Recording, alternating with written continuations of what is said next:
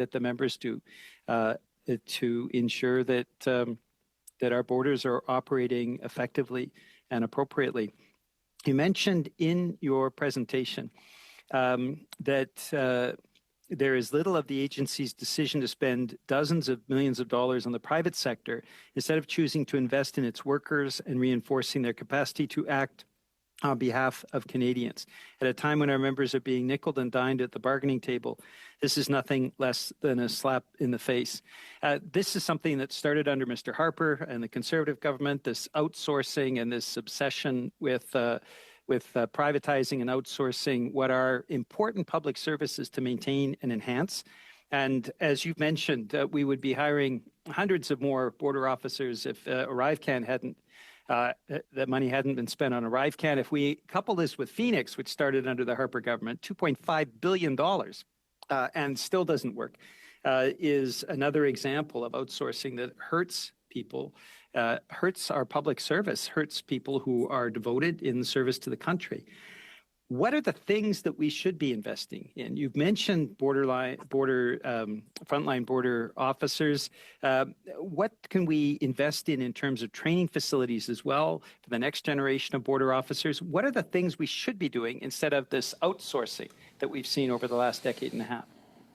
Yeah, thank you. Obviously, as you said, officers, technology that assists and not replaces officers, training facilities. Currently, as I said earlier, we have one in Rigaud, Quebec that can graduate a maximum of about 592 officers a year, which doesn't even cover attrition. So, I mean, with only that facility, you're never going to be able to catch up. So we either need an expansion of that facility or we need a second facility so we can graduate enough officers to get our numbers back up to where they should be. Thank you How very much would that cost to set a second training center up? Go ahead, please. Thank you. Costs, I'm not aware of what the costs are. We do have a second, essentially a satellite training facility in Chilliwack, which I think is usable. We've heard of places that are available in the Windsor area that could work. Different plans are floated, but it never seems to come to fruition. The money really needs to be invested in an ability to get enough people on the front line working. Thank you very much. Turning now to Mr. Barrett, you have the floor for 5 minutes, please. Facilitating the flow of legitimate travelers and trade, the border service officers that I've had the opportunity to interact with. As a member of the traveling public, it's always stressful, whether at airports, but I frequently have the opportunity to interact with them in their professional capacity when I'm crossing at land borders in Prescott and Thousand Islands at the Lansdowne Port of Entry in my community. Outstanding professionalism, and I know because I speak with them, they're members of my community, they're my neighbors, that it's a stressful job, and the job has not been made easier by this $60 million Arrive scam. So I have so when I would cross into the United States, and the question is on COVID-19 wasn't have you completed the ArriveCan app or its equivalent? Are you vaccinated for COVID-19? Yep. Okay. Any firearms in the vehicle? And that process where they would detect deception or interdict firearms if they believed that they were there, that would occur. Why is it that the government believed that your officers couldn't be trusted to use their same training and techniques with respect to determining if someone was being deceptive about having been vaccinated, and instead spent $60 million on an app where they could scan in the documents? I wish I had the answer to that question. I think over the years, an over-reliance on technology has been built up. It started with the automated machines at the airport, as I said, which the initial plan around that was for people to self-declare and for us to not interact with them at all, and which is largely what we see at airports now, which is, I mean, frightening to think about, but that has grown and grown and grown, where we now see constant what they call border modernization plans from the CBSA, which all mean more technology and less officers. Yeah, we have a beautiful facility in Lansdowne, which I know you've seen. It needs more people, though. Technology that's operated by officers include X-ray scanners. How many X-ray scanners could be purchased with $60 million? I wouldn't have those numbers.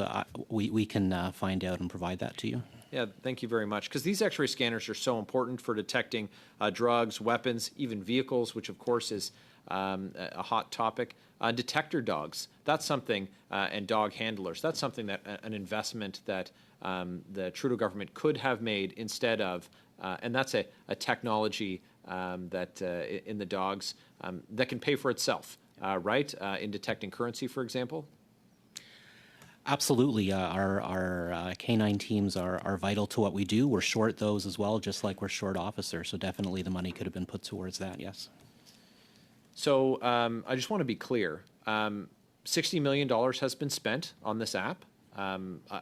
You won't be surprised to hear from me that I don't think that it's money well spent. The Auditor General said that it wasn't good value for Canadians' money. I've heard from your members that it's frustrated them in their ability to professionally execute on their responsibilities to protect our country.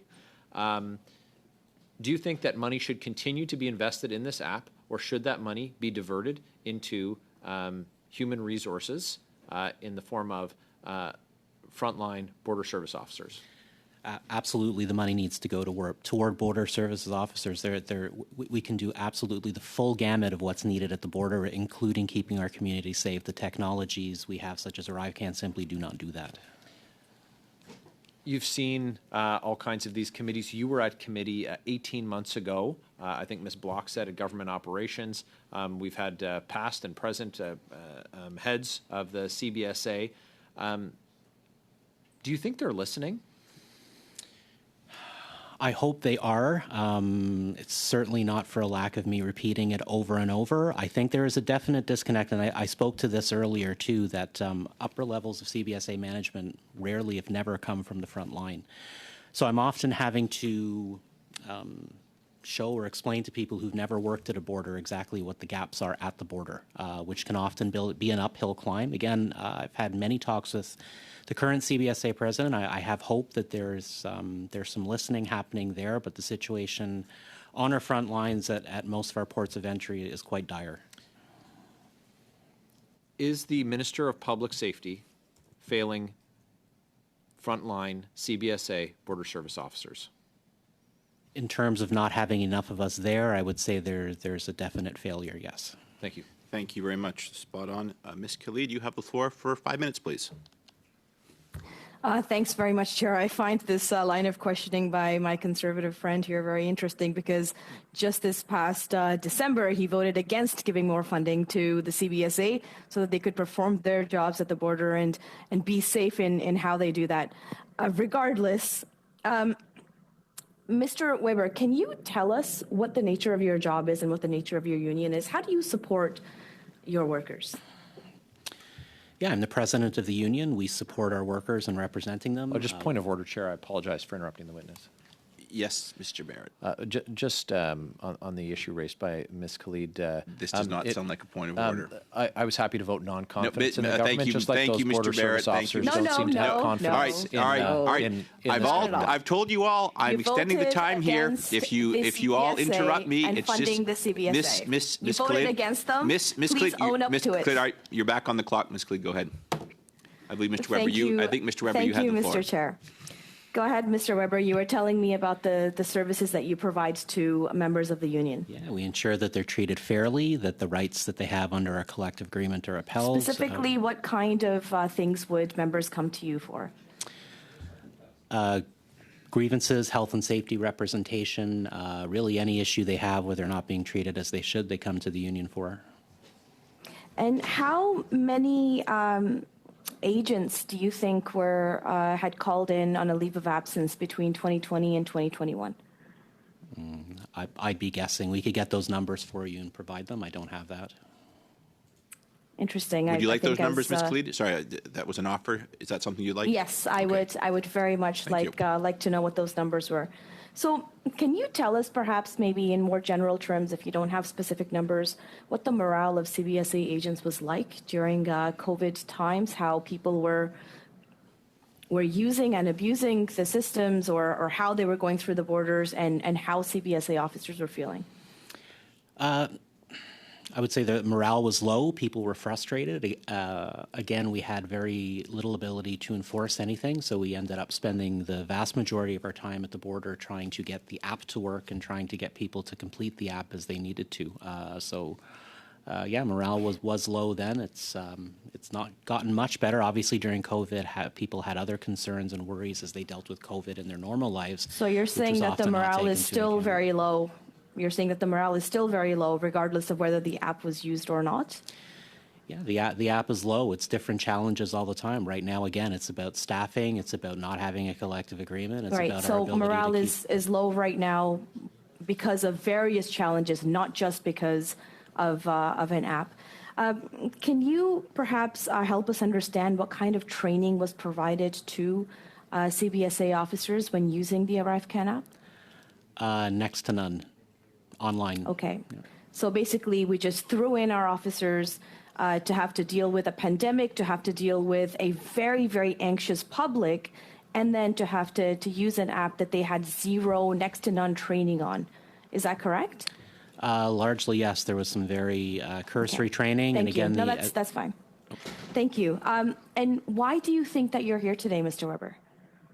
I was asked to appear to provide information around the rollout of the ArriveCan app.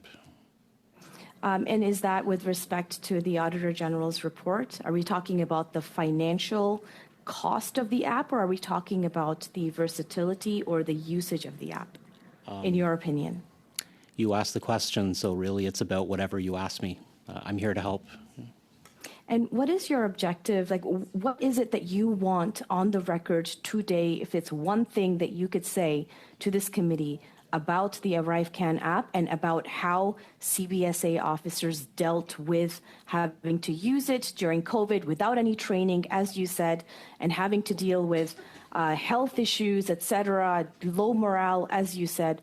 What message do you have to say for our committee? Our officers did the best they could under the circumstances, which were extremely difficult. We would like going forward to not see the app continue being used and continue to be expanded to replace officers at the peril of the safety of all Canadians. And is that because the app cost too much, or is it because of other factors that you, as a union representative for CBSA officers dealing with HR issues, dealing with low morale and health issues, et cetera, or is that the cause of it? I'm not sure I understand the question. If you could repeat it, please. You're saying that the ArriveCan app should not be used going forward. So I'm asking if it's because you think that the app is not good for the border, or if it's that it is replacing our CBSA officers, or that it's impacting them and their mental health, that their ability to work, their low morale, as you've outlined, or is it the cost of the application that you think is too much, and that those resources could be placed elsewhere, which we've seen that the Conservatives have refused to allow for more resources to be given to the CBSA? Resources are a concern. Obviously, as I said, we need more people. As well, it's the security aspect, too. When we're expecting travelers to self-declare that they're smuggling, we're asking for a lot of things to be coming into Canada that shouldn't be there. That's essentially what we're doing now. Thank you very much. That is all of our time. Mr. Weber, I do want to thank you for coming in. I understand there's some information you're going to provide to this committee afterwards. I'm going to suspend for 1 minute to excuse Mr. Weber and have our next witness come in, and we'll get started in about 60 seconds. I suspend this meeting. Thank you again.